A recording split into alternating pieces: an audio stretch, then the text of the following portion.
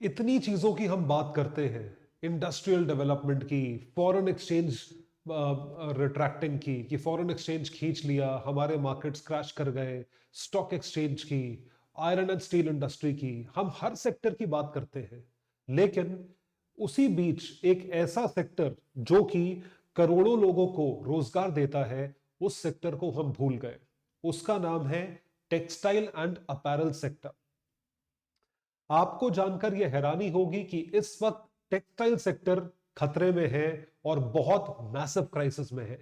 आइए जानते हैं कैसे।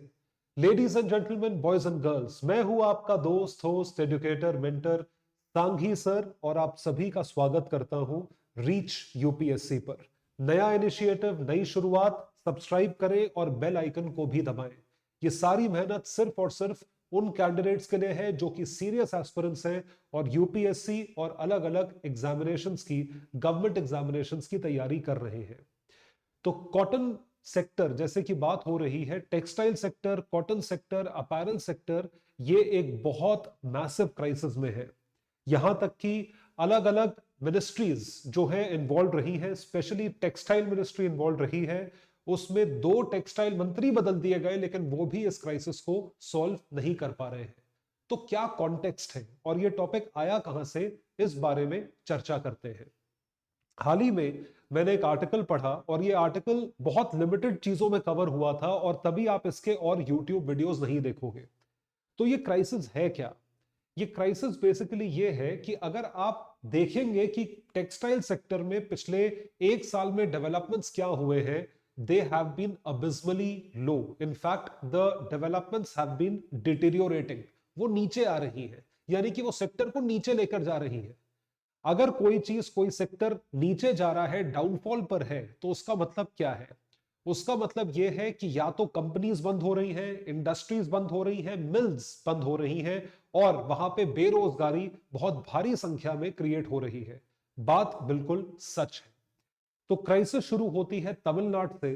तमिलनाडु एक बहुत ज्यादा टेक्सटाइल सेक्टर को लेके रिच स्टेट है इन टर्म्स ऑफ मिल्स, जिसको एमएसएमई सेक्टर में भी कवर किया है और बड़े सेक्टर्स में भी कवर्ड है जो एमएसएमई की डेफिनेशन से निकल जाते हैं। सो तमिलनाडु में कॉटन मिल्स और एमएसएमई सेक्टर की जो मिल्स हैं, जो कि टेक्सटाइल फैब्रिक प्रोड्यूस करती हैं, कॉटन प्रोड्यूस करती हैं, जूट सिल्क प्रोड्यूस करती हैं, वो बंद हो रही है। They are closing down. उसके सिवा अगर हम अपोजिंग और स्टेट्स का एग्जांपल लें, एपी टेक्सटाइल मिल्स एसोसिएशन, यानी आंध्र प्रदेश का टेक्सटाइल मिल एसोसिएशन जो है, उसने ये क्लेम करा है या उसने ये फैक्ट सामने रखे हैं कि 8 से 9 मिल्स जो है वो बंद हो चुकी हैं, और बहुत सारी ऐसी हैं जो अभी बंद होने की कागार पे हैं। They are on the verge of closure. Bharat के कॉटन फेडरेशन, जो रुई का फेडरेशन है, उसके राष्ट्रपति, उसके जो प्रेसिडेंट हैं, उन्होंने खुद ये चीज क्लेम करी है that textile industry is in a massive crisis. So the textile और गारमेंट इंडस्ट्री, यानी कि अपैरल्स, जो कपड़े से बनता है या जो फैब्रिक से कपड़ा बनता है, which is predominantly part of the MSME sector, जहां पे मोस्टली छोटी इंडस्ट्रीज हैं, कारीगर हैं, हाथ से काम होता है, is similar to the situation faced by this sector. यानी टेक्सटाइल सेक्टर ने ही ये चीज फेस करी थी इन द लेट 1960s, 1967-68 में यही क्राइसिस फेस हुई थी। बहुत लोग काम से बाहर, बिजनेस से बाहर हो गए थे। अब वही स्थिति आ चुकी है। Factories across the textile sector, textile, apparel, garment sector में जो फैक्ट्रीज हैं और उस पे डिपेंडेंट जो और लोग हैं, वो सब जो पूरी वैल्यू चेन पे डिपेंडेंट है, आर शटिंग डाउन और सेलिंग ऑफ।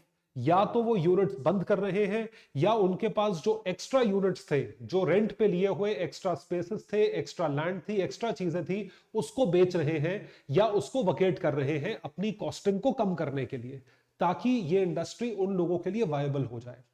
तो ये सारी की सारी सिचुएशन आपके समक्ष प्रस्तुत है। अब आप सोच के देखिए, ये परिस्थिति है आज की डेट में। इतनी खराब परिस्थिति कैसे हो गई भाई? हमने पिछले साल ऐसा कोई आर्टिकल नहीं था, ना ही पिछले साल या 2021 तक ऐसी कोई क्राइसिस नहीं थी। आज 2023 में इतनी खराब स्थिति कैसे हो गई कि चीजें बंद होने लग गई? और आपको इसके ऊपर एक चीज बताते हैं, एक्सपोर्ट्स के फ्रंट पे क्या हो रहा है। What is happening on the export front? Exports drastically down है, एक्सपोर्ट्स मैसिवली डाउन है। एक्सपोर्ट्स में जो कटिंग हुई है वो तकरीबन 15% तक हुई है। हमारा सबसे बड़ा मार्केट वेस्टर्न कंट्रीज, जहां पे महंगे कपड़े बिकते हैं, जहां हमारा मेन वैल्यू चेन है, जहां से हमें मैसिव बिजनेस मिलता था, वो 15 से 20% डाउन हो गया। Apparel export saw 8% D growth. D growth मतलब नीचे आया सिर्फ अक्टूबर के महीने में, ये अभी अक्टूबर की बात हो रही है, and decline by 14.5% in April to October 2023। अप्रैल से अक्टूबर 6 महीने का पीरियड, 7 महीने का पीरियड 14.5% से डी ग्रोथ हुई है अगर हम 2022 से कंपेयर करें तो। इवन डोमेस्टिक सेल्स का उतना मैसिव नहीं है, डोमेस्टिक सेल्स ठीक ठाक चली है, लेकिन एक्सपोर्ट्स बहुत मैसिव डिप है। और ये एक्सपोर्ट्स बहुत बड़ा मार्केट है, जिसकी वजह से मिल्स और मिल के ओनर्स, टेक्सटाइल वर्कर्स जो है वो बिजनेस में है। शिपमेंट जो है टेक्सटाइल्स का 0.41% से कम है in April to October 2023 when compared to the same period last year. भाई अगर वहां से ऑर्डर नहीं आएगा तो शिपमेंट भी कम होगी, सिंपल सी बात है, और यहां की मैन्युफैक्चरिंग भी कम होगी। यहां की मैन्युफैक्चरिंग कम होगी तो आप कैसे अफोर्ड कर पाओगे? इसके आंकड़े यदि मैं आपको कंपेयर करके बताऊं तो आप देख सकते हैं 1 अप्रैल 2023 को इतनी वैल्यू का एक्सपोर्ट हमने करा था, ये मिलियन डॉलर्स में है, 2856 मिलियन डॉलर्स। और प्रीवियस ईयर में ये वैल्यू थी 3724 मिलियन डॉलर्स। 370 मिलियन था, वो 28 मिलियन रह गया। 33 मिलियन 29 रह गया, 33 29 रह गया। तो आप देख सकते हैं कितनी डी ग्रोथ हो रही है। 2 महीने पॉजिटिव है और वो फिर नेगेटिव चला गया अक्टूबर के महीने में। आप देख सकते हैं ओनली 2 मंथ्स वर पॉजिटिव। तो ये जब पूरी monthly year on year growth कुछ नहीं है, डी ग्रोथ है। ये ग्रोथ सिर्फ 2 महीने हुई है, जो कि जीरो हो जाएगी अगर आप इसका पूरा एवरेज देखें। तो ईयरली ट्रेंड है जो व्यापार का या ट्रेड का, आप उसे कंपेयर करेंगे पिछले सालों से, तो एक्सपोर्ट देखिए, एक्सपोर्ट मार्केट कितना बड़ा है वो यहां से पता चलता है। मिलियन डॉलर्स में, यूएसडी मिलियन डॉलर्स में ये फिगर्स है। तो आप देख सकते हैं 31 बिलियन डॉलर का जो है एक्सपोर्ट हो रहा था ये कोविड वाले ईयर में। ये बढ़ के, और ये स्लो डाउन वाला ईयर था, ये बढ़ के 44.5 बिलियन डॉलर्स पहुंचा अगले साल। एक्सपोर्ट की बात है। पिछले साल ये डिक्लाइन होकर 36.6 बिलियन डॉलर्स आया 2022-23 में, और अब ये 17 बिलियन डॉलर है 2023-24 में। अभी तक अक्टूबर के महीने तक 7 महीने में 17 बिलियन है। कितना पहुंच जाएगा? 30 बिलियन पहुंच जाएगा। तो आप देख सकते हैं 44.5 बिलियन से 17 बिलियन पे मार्केट आके खड़ा है। यह स्थिति बहुत अलार्मिंग है, बहुत खराब स्थिति है। इसके बारे में कोई बात नहीं कर रहा है। सरकार ने भी इन चीजों को कार्पेट के नीचे रखा है। It has been shoved under the carpet, it is kept under wrap, it is not out in the public. ये बहुत कम मीडिया कवर कर रही है। तो और इंपोर्ट के आंकड़े जो है वो कंसिस्टेंट है। 10 billion dollar, 4.5 billion dollar, 8 billion dollar, ये इंपोर्ट के आंकड़े हैं। Exports are down. हमारा सबसे बड़ा जो सबसे मैसिव कंट्री जो इंपोर्ट्स करती थी हमारी कंट्री से, टेक्सटाइल की बात करी जाए, वो यूएस थी। अब आप देखिए यूएस कितना इंपॉर्टेंट है इंडिया के लिए। 4.9 बिलियन डॉलर्स का एक्सपोर्ट था सिर्फ यूएस को। टेक्सटाइल की बात हो रही है, टेक्सटाइल अपैरल गारमेंट। अमेरिका में जाके आप कपड़े खरीदेंगे, मैक्सिमम गुड्स आपको मेड इन इंडिया दिखेंगे। Followed by Bangladesh 1.1 billion, UK 952 million, UAE, China, Germany, France, Netherland, Spain, Turkey, ये सारे ईयू कंट्री देश हैं।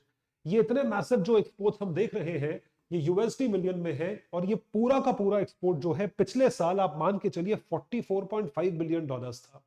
अब अगर हम इसको कंपेयर करें इंपोर्ट से, इंपोर्ट हमारा सबसे ज्यादा होता है चीन से, 2 बिलियन डॉलर के आसपास। ये अफोर्डेबल सेगमेंट में कपड़े आते हैं। चाइना में लेबर सस्ती है, वो रॉ मटेरियल इंपोर्ट करते हैं हमसे, उसका फिनिश गुड बनाते हैं सस्ते में और हमारी कंट्री में ही एक्सपोर्ट कर देते हैं।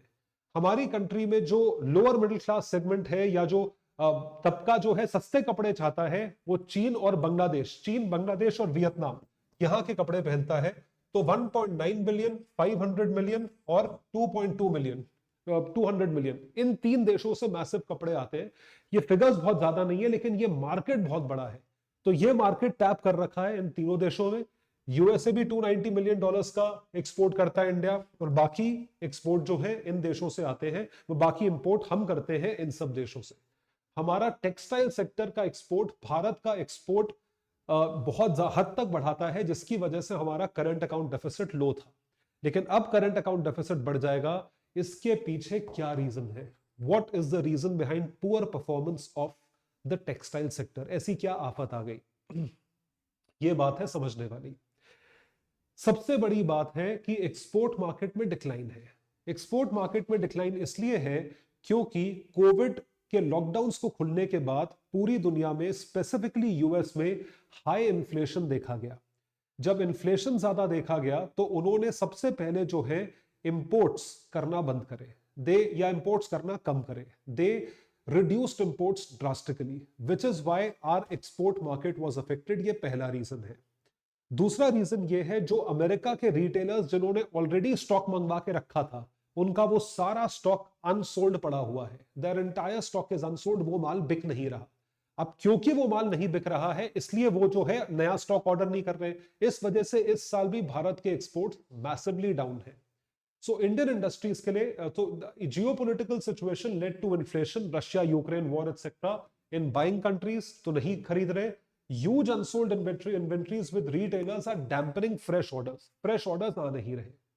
तो भारतीय, तो ये दो रीजंस हैं जिसकी वजह से जियोपॉलिटिकली हमारे एक्सपोर्ट्स बहुत मैसिवली डाउन है।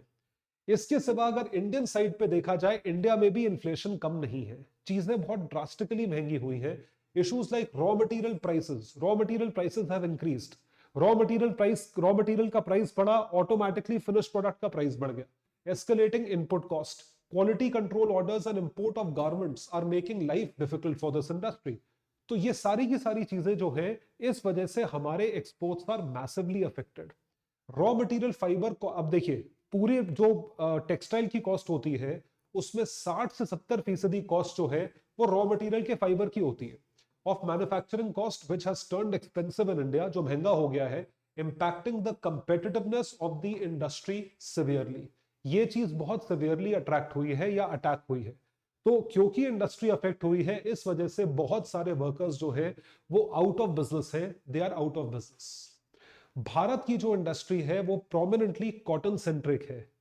अब कॉटन सेंट्रिक इंडस्ट्री है तो कॉटन बिकना चाहिए, लेकिन उस कॉटन का प्रोडक्शन पिछले 10 साल में बहुत कम हो गया। आंकड़े तो यही बताते हैं, कॉटन का production has drastically reduced in the last 10 years. तो जो इंडस्ट्री कॉटन सेंट्रिक थी और वो कॉटन से कॉटन फैब्रिक और टेक्सटाइल बना के एक्सपोर्ट करती थी या बेचती थी, अगर कॉटन का प्रोडक्शन ही कम हो गया फॉर व्हाटएवर रीजंस, तो आप एक बात बताइए कैसे बेचोगे? जब प्रोड्यूस ही कम कर रहे हो तो ज्यादा तो बेच ही नहीं सकते। इसके आंकड़े हैं, 2013-14 में कॉटन सीजन में प्रोडक्शन जो है तकरीबन 4 लाख बेल्स, कॉटन को बेल्स में नापा जाता है, 4 लाख बेल्स थे। और हर एक और प्रोडक्शन था 566 किलो पर हेक्टेयर। अब जो है 2021-22 में 8-9 साल बाद 310 लाख बेल्स जो है वो प्रोड्यूस हुई। एक साल में 310 लाख बेल्स, मतलब प्रोडक्शन ऑलमोस्ट 20%, 20 to 25% डाउन है। और एक हेक्टेयर में सिर्फ और सिर्फ 450 किलो जो है वो प्रोडक्शन हुआ। ये बहुत मैसिव ड्रॉप है। सालों साल प्रोडक्शन बढ़ना चाहिए, यहां प्रोडक्शन 20-25% डिप हो रहा है, एक चौथाई प्रोडक्शन डिप हो रहा है। ये बहुत बड़ी बात है। तो कॉटन इंडस्ट्री सिवियरली अफेक्टेड। पहले जो कॉटन जो है आपको 1 लाख रुपए प्रति बेल देता था, अब वो सिर्फ 60,000 रुपए प्रति बेल दे रहा है। ये एक और रीजन है। उसके ऊपर भारत सरकार ने इंपोर्ट एक्सपोर्ट ऑफ टेक्सटाइल के ऊपर ड्यूटी लगा दी। So imposition of 10% import duty in 2021 अपनी डोमेस्टिक इंडस्ट्री को प्रोटेक्ट करने के लिए led to sharp rise in cotton prices that year and then fall from last October। पिछले अक्टूबर से वो चीज फॉल हो गई, मतलब प्राइसेस जो है वो गिर गए, hurting industry and farmers were severely affected। तो अब आप एक बात सोच के देखो, अगर इंपोर्ट ड्यूटी लगाई है तो इंपोर्ट ड्यूटी अपनी इंडस्ट्री को प्रोटेक्ट करने के लिए लगाई है, लेकिन अब पॉइंट ये है कि अगर रॉ मटेरियल जो है, अगर हम कॉटन ही इंपोर्ट कर रहे हैं, भाई एक बात सोच के देखो, कॉटन कम प्रोड्यूस हुआ तो एक्स्ट्रा कॉटन इंपोर्ट करा, उस पर 10% ड्यूटी लगा दी तो कॉटन का दाम बढ़ गया, टेक्सटाइल का दाम बढ़ा, अपैरल का दाम बढ़ा, ऑटोमेटिकली क्या होगा? सब चीजें महंगी हो गई, वो बिकेंगे नहीं तो यहाँ के फार्मर्स भी अफेक्टेड होंगे और यहाँ के मैन्युफैक्चरर्स भी अफेक्ट होंगे, लेबरर्स अफेक्ट होंगे। फार्मर्स तो खैर जो अफेक्ट हो रहे हैं सो हो रहे हैं, फार्मर्स की स्थिति की चिंता इस टेक्सटाइल में करने की जरूरत उनको है जिनसे आप इनपुट्स ले रहे हो। अगर आप इनपुट बाहर से इंपोर्ट कर रहे हो तो हमारी इंडस्ट्री अफेक्टेड है, लेबरर्स अफेक्टेड है। अगर यहां पे एक्सपोर्ट कम हो रहा है तो यहां के फार्मर्स और इंडस्ट्री दोनों अफेक्टेड है। इस वजह से कहा यह जा रहा है that textile sector is largely cotton based and production and yield of cotton in the country are on a downward trend. और यही सिचुएशन है कि इस क्राइसिस को किस तरीके से डील करे जाए, ये देखने वाली बात है। This is something that has to be seen. तो उसका क्या सोल्यूशन है? ये solution I was not able to find per se, but अगर आपको कोई इसका सोल्यूशन मिले तो कमेंट सेक्शन में लिखकर जरूर बताइएगा। आगे चल के इसी वीडियो का पार्ट 2 भी बनाऊंगा मैं, जब कोई और डेवलपमेंट होती है तो। तब तक के देखते रहिए, सब्सक्राइब करना मत भूलिए, चैनल को सब्सक्राइब करना बहुत जरूरी है। और उसी के साथ साथ मेक श्योर कि आप लाइक और सब्सक्राइब करें और आप हमारे वीडियोस को ज्यादा से ज्यादा शेयर करें। Thank you so much, bye everyone, take care and all the best.